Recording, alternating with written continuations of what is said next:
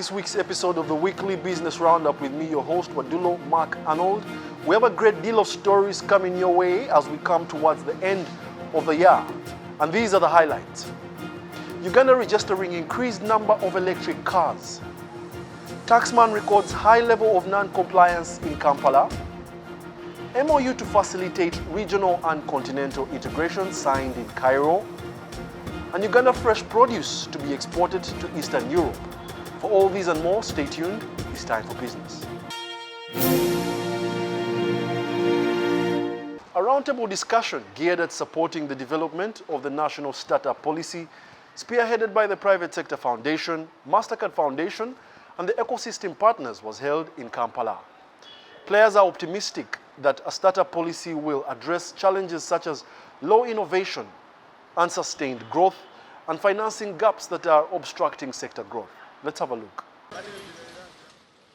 Uganda is trailing its peers in the continent in the startup sector due to the lack of regulations and limited government support, says Eric Sempambo, the business environment specialist at the Private Sector Foundation Uganda.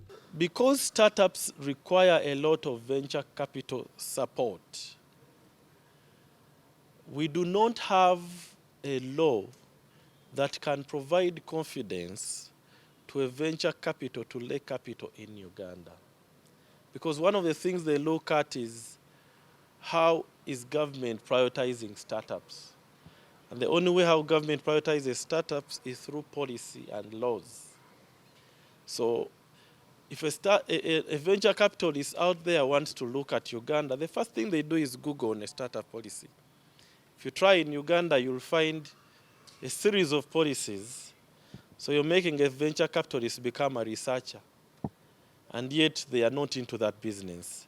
Although some locally incorporated startups such as Safe Border, Numida, Innovex and M-Cooper have made progress, they are yet to reach their full potential, experts observe. This policy is coming to precisely address those challenges, to really open up opportunities so that we are seeing more sustained growth, we are seeing more startups, but the kind of startups that attract financing, create a lot of work opportunities, but also become those what they're calling unicorns, become really big, like say Facebook or now Meta and others. The players laud the pronouncement by President Yoweri Museveni on an extended taxation grace period for startups, but appeal for more support to tackle existing constraints affecting the ecosystem. And I'm sure when we proceed to having a policy itself, we definitely will have maybe somewhat a framework that protects startups, that guards startups. Just recently in the National Science Week, we had a pronouncement from the president where he clearly said that why should startups pay tax in their first 10 years? A number of them take even up to 10 years to break even. You can find a startup that is employing 2,000 people when they have not even broken even, but they are still proving a concept. So it is important to have a good incentive regime that supports them as they move along this journey of growing enterprises from one level to the other. And as an institution, as Private Sector Foundation, we are very grateful to our partners, the MasterCard Foundation, for entrusting us with this responsibility of intervening into this ecosystem to try and improve it. Uganda's entrepreneurial culture, a rapidly growing, well-educated young workforce, and tech savviness is credited for the growth of startups. Fundamentals of a startup ecosystem are resources such as skills, money, and time. In Uganda, a startup is defined as a new entity of at least 12 months old that applies innovation or technology to develop a disruptive process, product development or service that is scalable and has potential to grow and commercialize.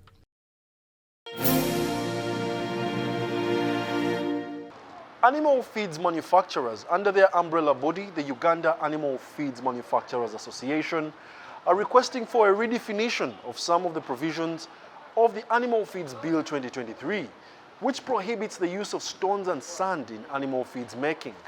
This was at Parliament, where the association members interfaced with the Parliament's Committee of Agriculture. The Parliamentary Committee of Agriculture is currently considering the Animal Feeds Bill 2023, which seeks to provide legislative framework for the operationalization of the animal feeds policy by regulating the production, importation, exportation and marking of animal feeds, and by establishing the Animal Feeds Committee to regulate the production, importation, exportation and marking of animal feeds. Where we have a very big problem is storage and manufacturing. The committee, chaired by the Abim District Woman MP Janet Grace Okorimwe, interfaced with the Uganda Animal Feeds Manufacturing Association, which requests for a redefinition of some of the clauses, say Clause 16 of the bill, which prohibits use of substances like sand and stones in animal feeds. So on Clause 16, Clause 18, Clause 23, Clause 24, 25. This is now time for us for seeking clarifications, if any, where you are not clear, where you want to add something. Eme Bombarushimana, the chairperson of the Feeds Manufacturers Association, argues that the law should only ban non-animal nutritious sand and stones because some specific types of sand and stones are used to boost calcium in poultry. He exhibited to the committee the kind of stones and sand that are key feed elements in poultry and called upon the committee to amend the clauses. That clause on clause 16 talks about items which are supposed to be prohibited. And if you notice on the list put here, these are items which have got adverse effects and could be added into intentionally, but have adverse effects on the health of the animal. But when you raise the example of the listed items here, they look like they are contaminants. I do agree with you that there are some elements within the feed manufacturers who do adulterate or who do add in unnecessary elements just to make profits. And that's why I have specifically written that let it be mentioned as so those which are not allowed to be put in, they are non-animal nutritious stones or sands. I hope you can understand this, and maybe someone who understands law or the linguistic, because we're using the King's language now. Inadequate animal nutrition is cited as one of the major factors that limit Uganda's production of livestock products. Statistics show that animal feeds account for 70% of the production costs, and thus it has significant effect on the production costs and profits. Upgrading the animal industry and giving priority to agricultural development is vital in enhancing government's import substitution agenda and the Buy Uganda, Build Uganda policy. What personally I would have loved is to see that, and I even said it on the floor, is to see that we empower local producers. Because, for example, concentrates, 98% of the elements, we have them in Uganda. So we do not need to do importation. So these companies that have been doing business in Uganda for more than 5 years, they have solid clients. We need them to start producing locally in Uganda.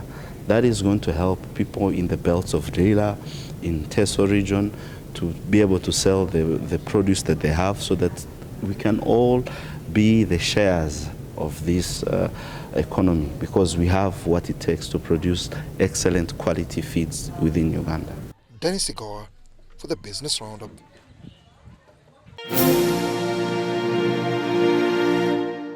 Uganda is gradually becoming a consumer of electric vehicles, with more than 20 vehicles plying the roads, all in a bid to realize the country's climate action and energy efficiency goals. This was revealed at this year's Energy Week, hosted by the Energy and Mineral Development Ministry with partners. These are two of over 20 electric vehicles in Uganda that are being sold by foreign car manufacturers. As the world strives to reduce carbon emissions, government is challenged to adapt climate-resilient technologies at a faster speed while utilizing local raw materials and human resource. We are in the final stages of developing our energy efficiency and conservation bill, which will give a legal foundation to really catapult all our efforts in energy efficiency. This bill should be in cabinet by the end of this year to enable us progress to Parliament for consideration. Beyond mobility, energy efficiency for domestic use has been at the center stage, seeing SNV Uganda invest in Ugandan businesses, offering solutions that support the cause to reach rural Ugandans. So we have a facility which is result-based, which incentivizes private sector to actually go out there and provide these clean energy options to households in the rural areas. The role of science and technology transfer in adopting safe and sustainable solutions was not undermined. Dr. Monica Musenero made a presentation where she shared the Science and Technology Ministry's milestones in the energy and mobility sectors. We took that group, which was Keveton, the Keveton motions. They are people, young people, they didn't go to school a lot, but they're very practical. And we have nurtured them up to the point where we have actually a vehicle. That vehicle called Bengwa is our prototype, which is how do we tap into our Katwe, our Juakali people. Uganda's dynamic energy mix reflects a commitment to sustainability, but strategic investments in renewables, coupled with efficient utilization, are needed to drive economic growth and ensure a resilient energy future for the nation. Wadulo Mark Arnold, UBC News, in Munyonyo.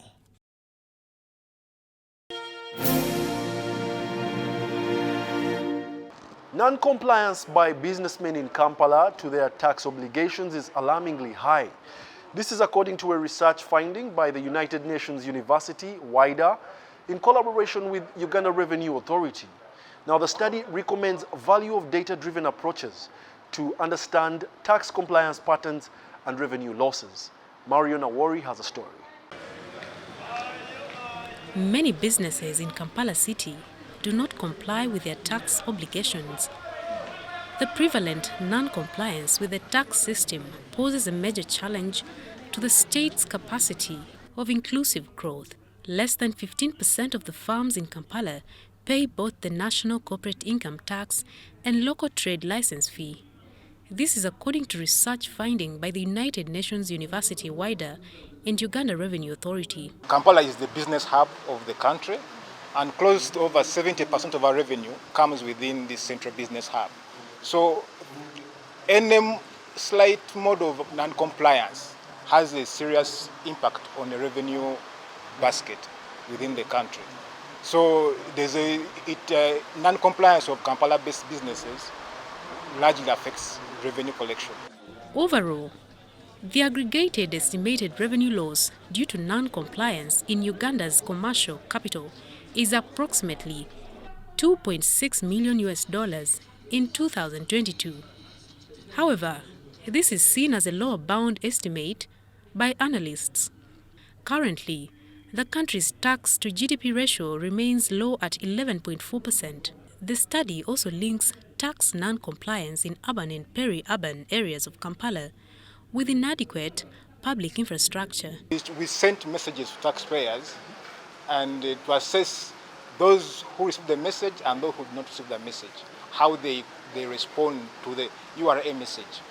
But the response was much higher to taxpayers who were located in areas where there was an ongoing social amenity, social service being provided.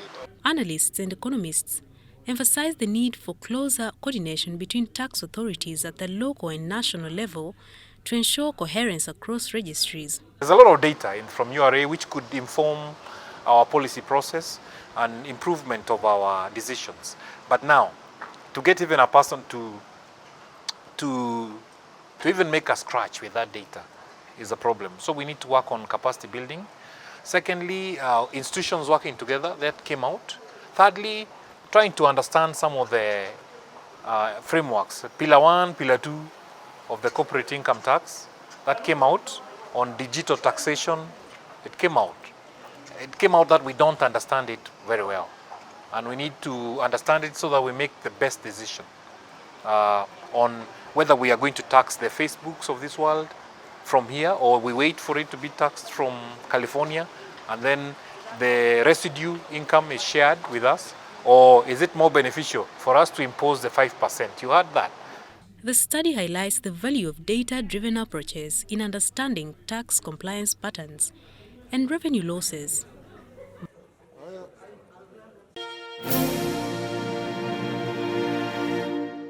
Efforts to link Ugandan products to lucrative export markets by PASAID continue to yield fruit, evidenced by 2 new MOUs that have been signed. A consortium of Hotexa, UFEPA and Hortifresh has been formed to leverage this MOU with PASAID in facilitating collective exports of fruits and vegetables to the Balkans and Serbian markets in Europe. PASAID, under the leadership of the President, who we met yesterday as teams, agreed to support this partnership to ensure that they do some work, as they'll explain in Entebbe, do the sorting, do the handling, do the collection, do the testing, and ship to the market. The infrastructure that are going to be built at the airport include also laboratories to check. So also we are training, we are working with the ministry, we are training our members, we are training the sector on the better use, safe use of pesticides. Once cleared, both the dry and fresh products are projected to take 2 days to reach their destination through shipping and air through Mombasa, from Entebbe International Airport to Eastern Europe. Why we decided to split fresh from dry? Because the logistics are different, the concept of approaching that, this is why. So I'm committed, Yugo Invest is committed to that part. It takes over the full responsibility to do it.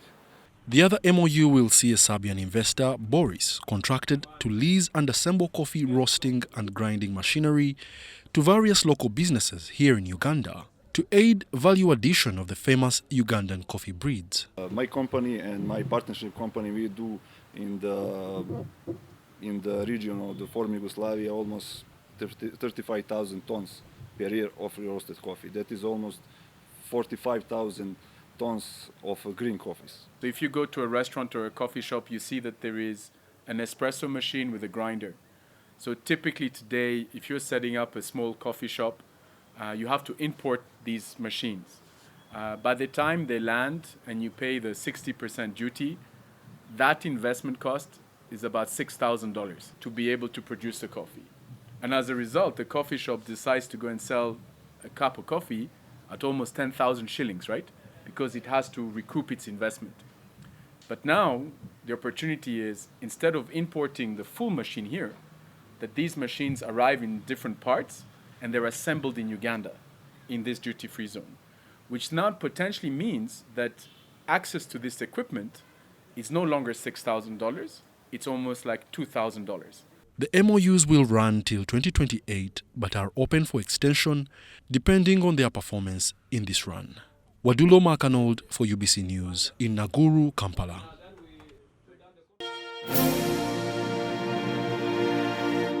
The League of East Africa Directors is set to host the 3rd annual Non-Executive Directors Awards. Slated for the 23rd of this month in Kampala, the awards are aimed at honoring the accomplishments of non-executive directors who play a critical role in the growth of business. We realize that governance is very important to everybody. Uganda is known as one of the most entrepreneurial countries, but very few SMEs, for instance, make their first birthday. So we've decided that we're going to recognize at almost every level. That is why we have the public sector, limited, listed companies, we have private sector, NGOs, we have parastatals, and we also are looking at multinationals. So we believe that the learnings has been to widen the scope. The learning has also been to widen the pool from which we get nominees. The learning also has been to, of course, go regional. And one of the things the League of East African Directors is trying to demystify, gone are the days when it was after, board members before were set on boards because of the gravitas they had before. Gravitas is not enough. And unfortunately, with time, they got heirs. I'm on this board because of what I've done in the past. Well, gravitas is a good thing, but it cannot earn you a seat at the table. And on so doing, we can't take it for granted that you can lead, hence ready to lead. But also the other thing that we've observed over time at LEAD is you could be reporting to a board, and maybe you've been reporting to a board as a chief executive or an executive director or as an ExCo member, but you do not know how to lead on a board.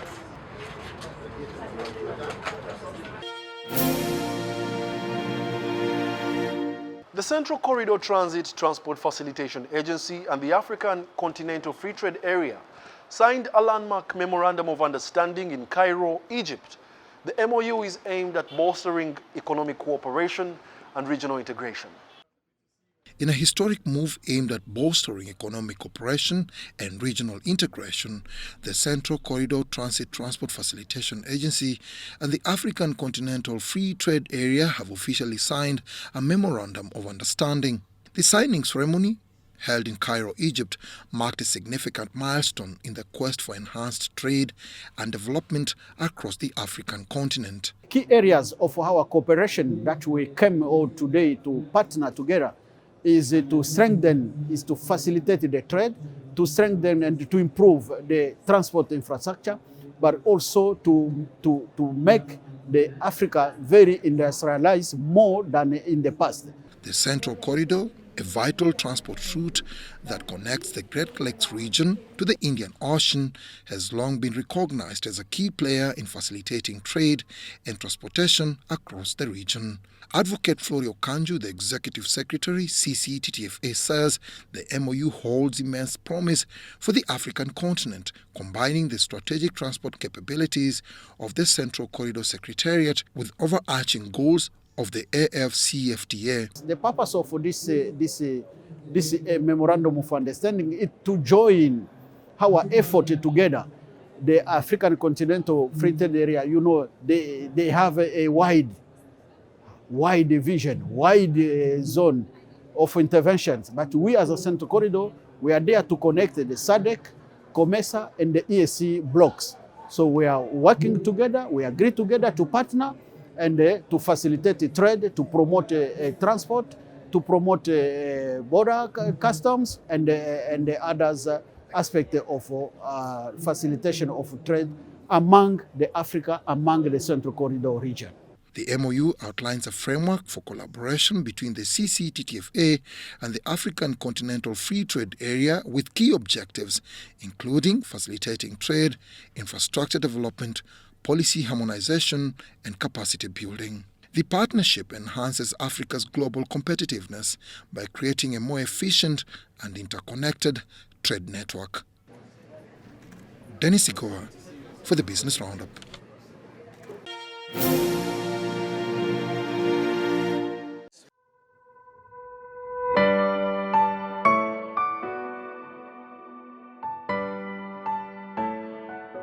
We are having fraud happening as a result of people who are unprofessional and they work with these organizations. There is not any single way someone will know I have 5 million on my account, I have 50,000 shillings, unless if they have someone internally that is informing them. And we have embarked on a journey of engaging them. I have personally been talking to all the CEOs of mobile manufacturers around East Africa and telling them, guys, we are going to make sure we work on preventing this. And one of the efforts we've made is we've established a movement called Mobile Money Police. And Mobile Money Police, over the last year, we've reported more than 1,500 numbers of fraudsters, and they have been blocked. And we are looking for funds to make sure we scale this. So what we're going to do is, in collaboration with the likes of our regulators like UCC and all that, and then the players, the MNOs and banks, we are going to make sure we are deliberate about campaigning and making sure when a number is used for fraud once, it is blocked permanently. And then when a number is related to the same national ID, then there is a cause to make sure those individuals are brought to cause and are answerable for the fraud. Little by little, people will run away from even trying to call anyone because they will know it is no longer a safe environment.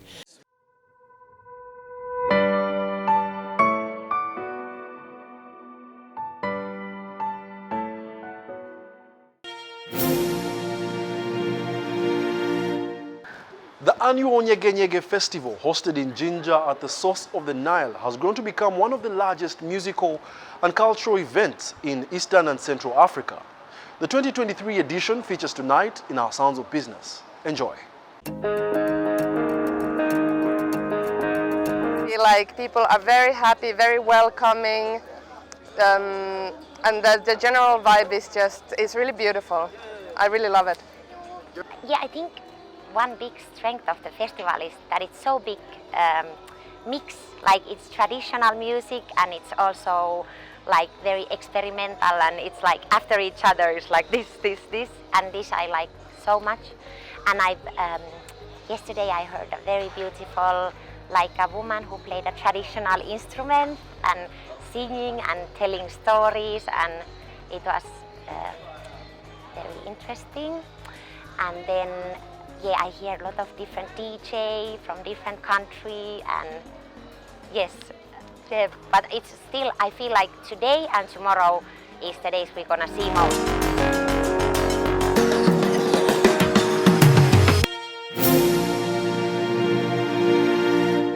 As the year comes to an end, it's always important to take a step back and assess your progress in every front, be it economic, social, or diplomatic, because it's from there that you can cite out appropriate strategies to help you accomplish what is left. Thank you for being a part of this week's episode of the Weekly Business Roundup with me, your host, Wadulo Mark Arnold. Catch us on the next, same time, same place. From the team, we must say good night.